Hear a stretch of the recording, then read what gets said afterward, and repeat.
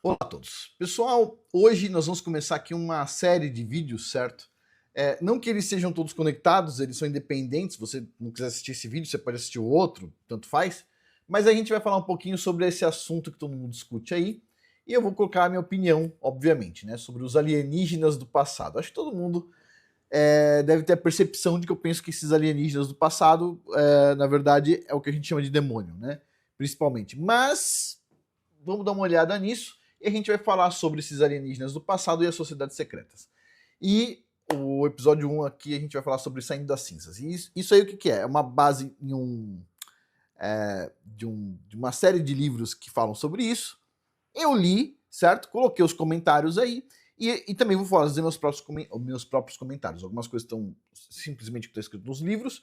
E eu vou aqui colocar meus comentários também, ok?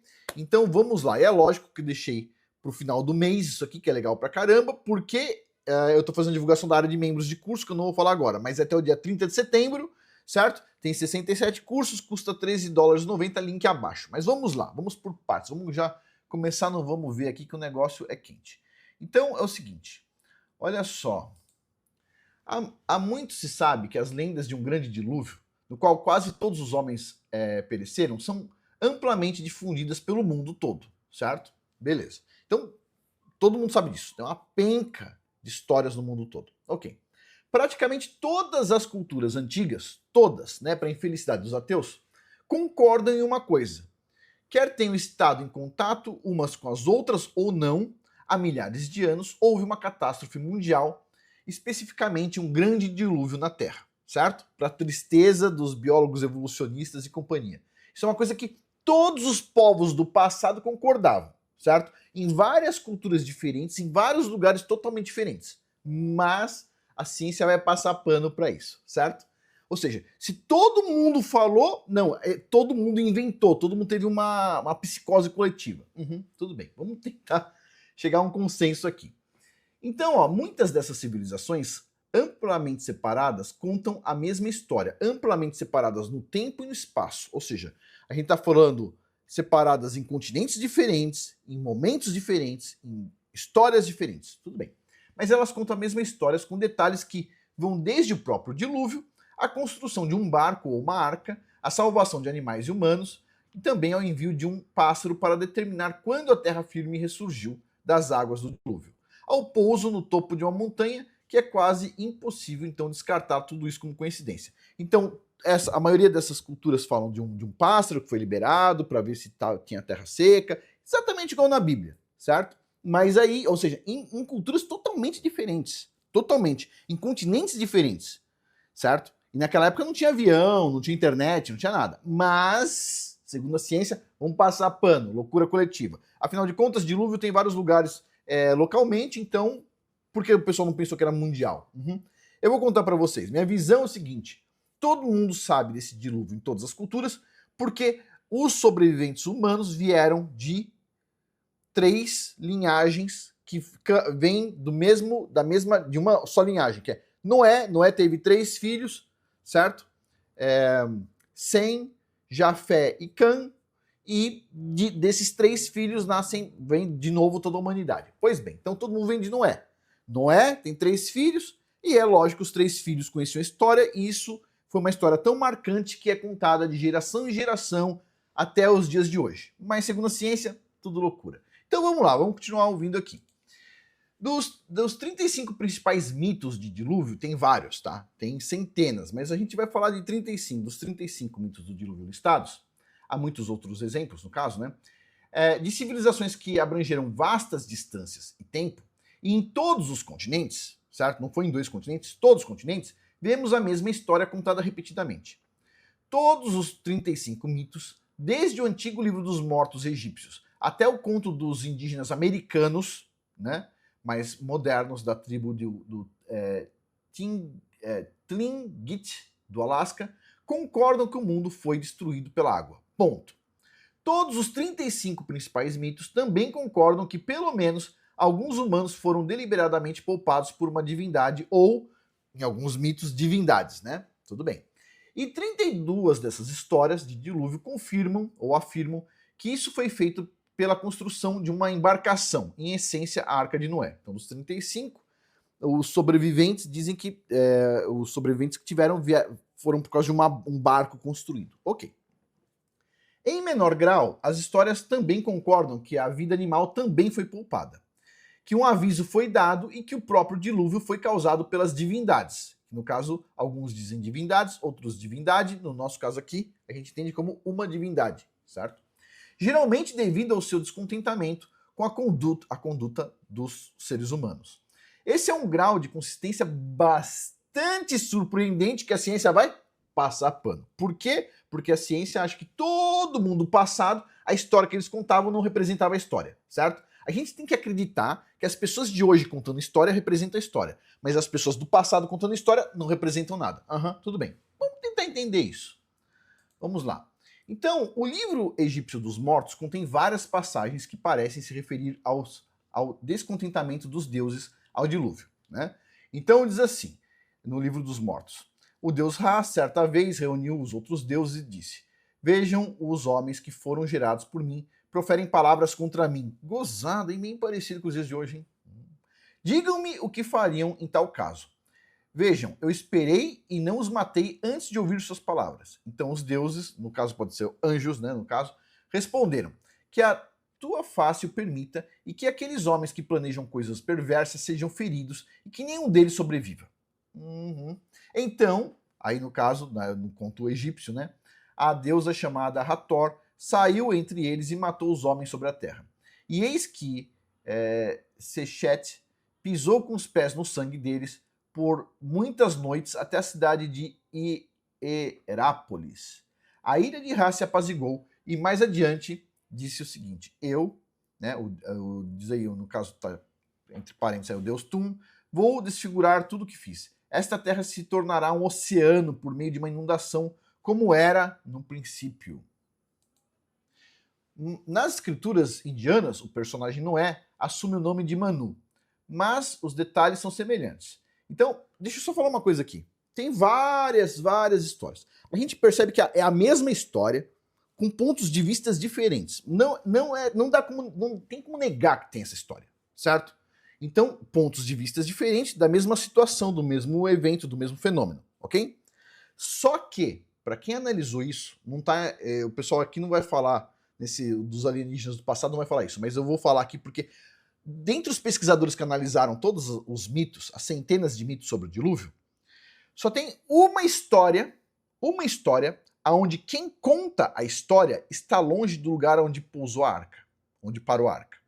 Então, assim, se você vai perguntar para o povo XPTO, diz assim: teve um dilúvio, e aí o dilúvio tinha um barco, e quem pousou lá, o barco, sei lá, se pousar ou estacionar, o que for, né? Que parou lá, parou aqui, naquela montanha bem ali, ó, naquela montanha bem ali. O outro povo diz assim: olha, então, teve esse dilúvio e tudo mais, e o barco parou naquela montanha sagrada bem acolá. O outro diz assim: teve também esse dilúvio, e aí teve uma arca, e a arca parou bem ali, ó, naquela montanha ali. Ou seja, todos os povos têm essa característica, com exceção de uma história, certo? A da Bíblia, onde é contada a história, certo? Moisés está contando a história do Gênesis, tudo mais, né? A história vem, na verdade, através da boca de Moisés, quem está contando o Criador, e Moisés, ou seja, que está escrevendo ali, mas vem da boca do Criador, diz o seguinte: teve um dilúvio, certo? Moisés estava onde na época? No Egito, indo para Israel. E aonde que parou a arca? Ele diz assim, ó, e parou no Monte Ararat, na Turquia. Bem distante, né? Não parou no Egito, não parou em Israel, você percebe? E não foi assim, não foi o nosso povo que parou lá, que foi escolhido. Não, diz assim, foi Noé teve 3 filhos, que gerou toda a civilização a partir daí. Engraçado, né? Que coisa, que interessante. A única história, todos falam assim, a única história de todas as mitologias do dilúvio, a única onde as pessoas não apontam foi aqui nessa montanha, alguém diz assim, foi lá longe, em tal lugar, é a história bíblica. Adivinha o que dá mais veracidade, mais poder para a história bíblica? Então vamos lá, vamos continuando aqui.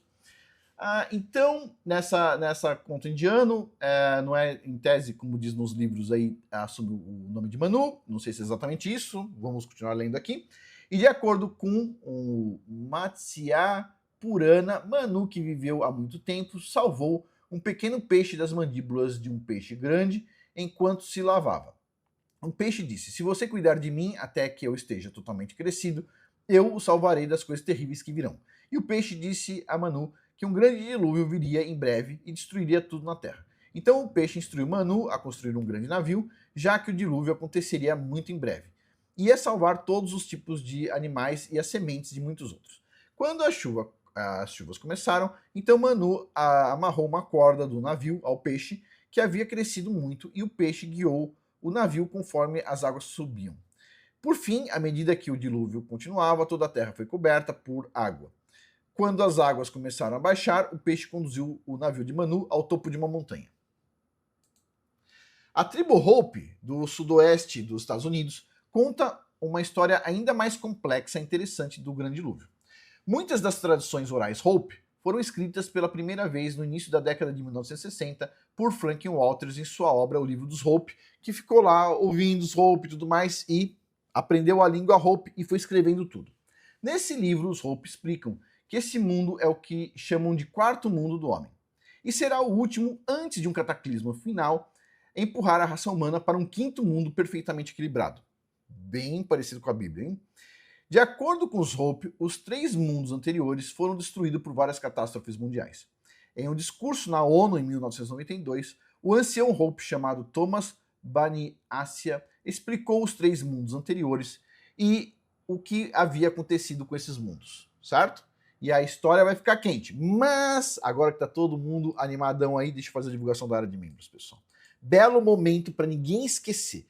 Afonso interrompeu a parte mais interessante para fazer a divulgação. Sim, não se esqueça, link abaixo da área de membros de curso. Vai estar aberto até o dia 30 de setembro, depois daí tá fechada, só vai abrir de novo em dezembro. E o preço não vai ser mais R$13,90. A área de membros já custou R$10,90, R$11,90, R$12,90, tá custando R$13,90. Vai chegar no valor de R$44,90, sempre aumenta um pouquinho. Então, durante o ano aumenta 2 ou 3 vezes. Em dezembro vai estar mais caro, não vai estar R$13,90. Então vai lá, aproveita. Quem entrar agora, quando aumentar em dezembro, não aumenta para quem entrou agora. Quem entrou agora vai pagar R$13,90 todos os meses que tiver lá, certo? E aí, quando aumentar o preço, não aumenta para quem entrou agora. Então vai lá e aproveita. Você quer cancelar no mês que vem? Não tem problema, você cancela. Se quiser entrar de novo, vai estar um pouquinho mais caro. Mas sempre está aumentando um pouquinho, mas para quem está lá, não aumenta, certo? Você pode cancelar a hora que você quiser. São 67 cursos. Se você olhar aqui na área de membros, você vai ver aqui, ó, tem os cursos, o link que você tem aí embaixo é para ver o que tem lá dentro. Você pode ver aqui em cima primeiro, ó, já clicar em comprar, que vocês estão vendo o botãozinho preto ali em cima, certo? Ou vocês podem vir aqui e ver quais cursos tem. Em cima dos cursos, vocês estão vendo aqui que tem os preços, tá vendo? Se você somar tudo, vai dar $11 mil de curso. É um valor bem alto. Mas, se você entrar na área de membros, você consegue acessar qualquer curso. Se quiser acessar todos os cursos do mês, pode, mas você não vai conseguir, porque é muito curso, certo? É muita aula, é muito tempo, você não vai conseguir, mas se você quiser tentar, pode. E é isso. Então, assim, vai lá, aproveita a oportunidade, porque tá $13,90, tá uma pechincha para a quantidade de curso que tem, 67 cursos. E é assim, você acessa todos os cursos do mês que tá lá, certo? Todo mês tem um curso novo. Então tem 67 cursos, até o final do mês vai ter 68 cursos, certo? Depois, no mês seguinte, 69. Sempre vai aumentando. Você acessa os cursos durante o período que você está lá. Se você estiver lá, esse mês não quero assistir curso, não tem problema. Ou outro mês quero assistir 10 cursos, também não tem problema, certo? Então vocês vão estar assistindo essa divulgação no dia 24, certo? No dia 24. Aí depois vocês vão ter dia 25, dia 26. Dia 27 é sábado. Não é um bom dia para comprar. Quem não observa a Torá pode, mas o ideal é não comprar no sábado, certo? Então, depois vai vir o dia 28, que é domingo, 29 e 30. Tem 5 dias para estar comprando, pessoal. Não deixa para a última hora.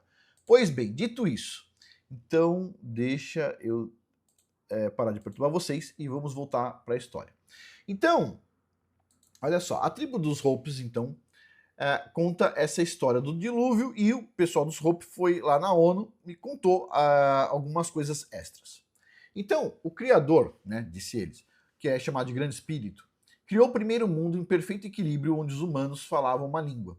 Mas os humanos se afastaram dos princípios morais e espirituais. Eles usaram mal seus poderes espirituais para fins egoístas. Eles não seguiram as regras da natureza. Eventualmente, o mundo foi destruído pelo afundamento e separação de terras pelo que você chamaria de um grande terremoto. Muitos morreram e apenas um pequeno punhado sobreviveu. Então, esse punhado de pessoas pacíficas chegou ao segundo mundo. Eles repetiram seus erros e o mundo foi destruído por um congelamento que vocês chamam de Era Glacial.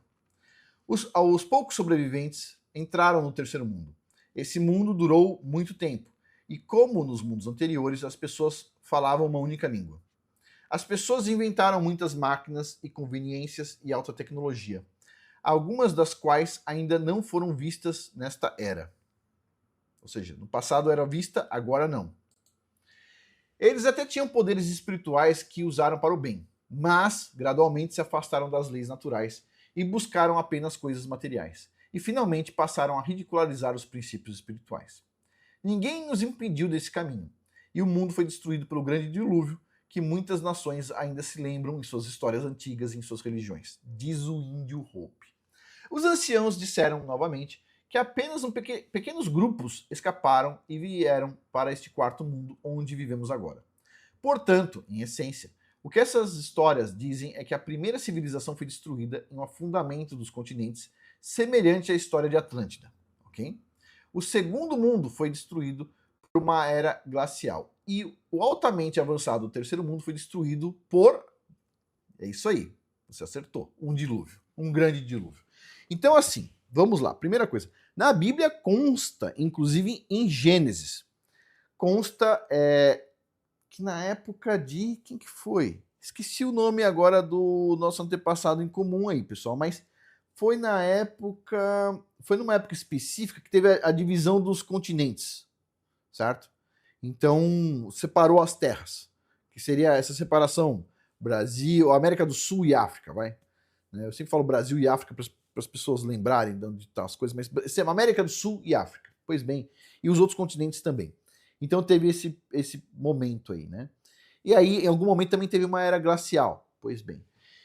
Que isso é bem conhecido aí na ciência, né, moderna, todo mundo sabe que teve esse registro aí. Inclusive, tem outras tantas coisas, a gente vai falar sobre algumas coisas bem interessantes, mas vamos continuar aqui, vamos lá. O que não é comumente discutido é que essas histórias também estão repletas de referências a sobreviventes seguindo estrelas no céu, em direção a novos refúgios seguros de onde eles poderiam começar e reconstruir o mundo. E a presença do povo formiga que também os guiaram. Isso não está em todos os contos, né? Essas estrelas soam para muitos, né, como as descrições atuais de OVNI, ou seja, as pessoas estavam seguindo objetos que estavam voando, né? E aí leva a essa loucura que a gente vê por aí do pessoal acreditando nos alienígenas do passado. Você poderia chamar alguém que não está morando exatamente no chão, está morando no céu de alienígena? Alienígena significa forasteiro, né? Então, ou estrangeiro.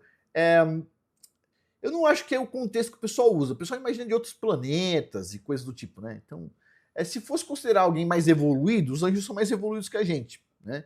Então, ok, mas o contexto sempre é outra galáxia, outras coisas assim. Tudo bem. Então, tinha isso, né?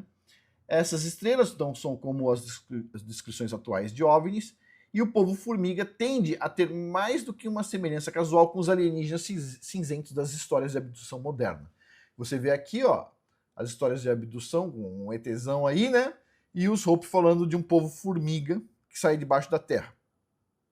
Pois bem, inclusive vocês veem aqui, isso aqui é lá no Peru, né? Só dá para ver de forma aérea. O pessoal fez esses formatos aqui, inclusive aqui, ó, o que é? O formato de uma formiga gigante, né? Pois bem.